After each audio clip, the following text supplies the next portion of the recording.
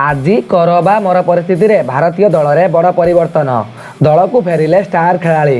ଭାରତ ଓ New Zealand ମଧ୍ୟରେ ଚାଲିଥିବା 3 match ବିଶିଷ୍ଟ T20 ଶୃଙ୍ଖଳାର ପ୍ରଥମ ମ୍ୟାଚ୍କୁ ନ୍ୟୁଜିଲାଣ୍ଡ ଜିତି ନେଇଥିଲା। ଏଥିସହିତ 3 ମ୍ୟାଚ୍ ଶୃଙ୍ଖଳାରେ 1-0ରେ ଅଗ୍ରଣୀ ମଧ୍ୟ ପାଇଯାଇଛି। ଫଳରେ ଆଜି ଲକ୍ଷ୍ନୌରେ ଖେଳାଯିବାକୁ ଥିବା ଦ୍ୱିତୀୟ ମ୍ୟାଚ୍ ଉଭୟ ଦଳ ପାଇଁ ଗୁରୁତ୍ୱପୂର୍ଣ୍ଣ ହୋଇପଡ଼ିଛି।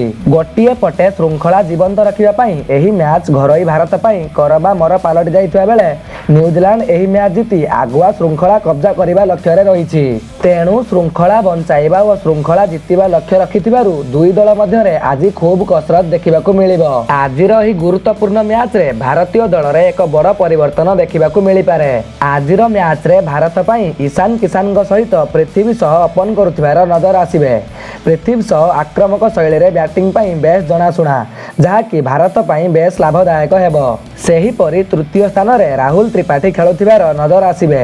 ଚତୁର୍ଥ ସ୍ଥାନରେ ଭାରତର ଷ୍ଟାର ବ୍ୟାଟ୍ସମ୍ୟାନ୍ ସୂର୍ଯ୍ୟକୁମାର ଯାଦବଙ୍କ ସ୍ଥାନ ସୁନିଶ୍ଚିତ। ସୂର୍ଯ୍ୟ ଆଜି ଚମତ୍କାର ବ୍ୟାଟିଂ କରି ଭାରତର ବ୍ୟାଟିଂ ଭାର ସମ୍ଭାଳିବେ ବୋଲି ଆଶା କରାଯାଉଛି। ପଞ୍ଚମ ସ୍ଥାନରେ ଅଧିନାୟକ ହାର୍ଦ୍ଦିକ ପାଣ୍ଡ୍ୟା ଖେଳୁଥିବା ବେଳେ ଷଷ୍ଠ ଓ ସପ୍ତମ ସ୍ଥାନ ପାଇଁ ଦୀପକ ହୁଡା ଓ ୱାଶିଂଟନ ସୁନ୍ଦର ପ୍ରବଳ ଦାବିଦାର। ସେହିପରି ବୋଲିଂ ବିଭାଗରେ ଉମରାନ ମଲିକ, କୁଲଦୀପ ଯାଦବ, ଅର୍ଶଦୀପ ସିଂ ଓ ଶିବମ ମାଭି ଖେଳୁଥିବାର ନଜର ଆସିପାରନ୍ତି।